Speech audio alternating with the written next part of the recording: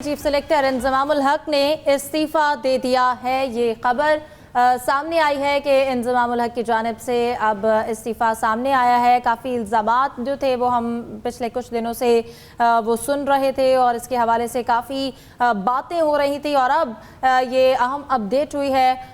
इंजमामुल हक की जानिब से उनका रेजिग्नेशन सामने आया है।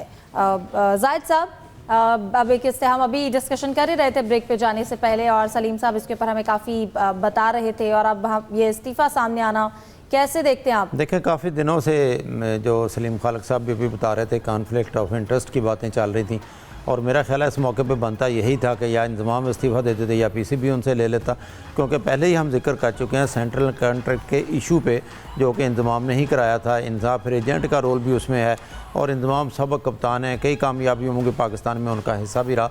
तो जितना फर्स्ट क्रिएट हो चुका है पीसीबी में, आपको याद होगा इससे पहले कमेटी बनाई थी ज़का अशरफ साहब ने और मोहम्मद हफीज़ को छोड़ गए थे, फिर तकरीबन मिसबाह अलग थलग हो गए।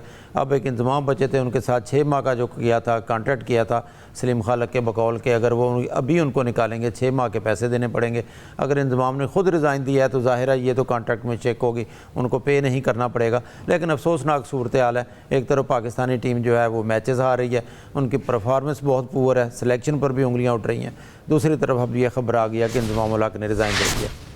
अब्बास साहब, आप क्या कहेंगे इस सूरत हाल में? फिर अब इस्तीफ़ा सामने आना, वर्ल्ड कप में हम देख रहे हैं पाकिस्तानी टीम की जो सूरत हाल है, जिस तरह से मैचेस आ रही है, फिर आए दिन एक नया इशू सामने आ रहा है,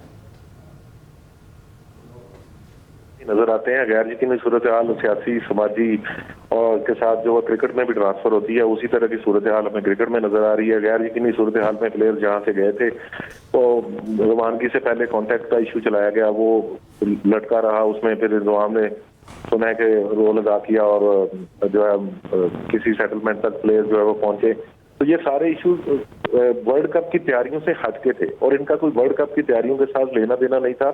तो प्लेयर जो है उस पे पूरी कौम की आस लगी होती है, पूरी कौम देख रही होती है कि हमारे प्लेयर जो है वो कैसा परफॉर्म करते हैं, कौन कितने पानी में है। तो उनको उस पे और अपनी फिटनेस पे तवज्जो देनी चाहिए थी, ना कि सेंट्रल कॉन्ट्रैक्ट और दीगर मामला पे। तो इस मामला में पीसीबी की कमजोरियां भी सामने आई हैं और अगर इंतजाम ने उसको पैचअप कराने में कोई किरदार अदा किया था तो उसका भी पोल अब खुल गया है।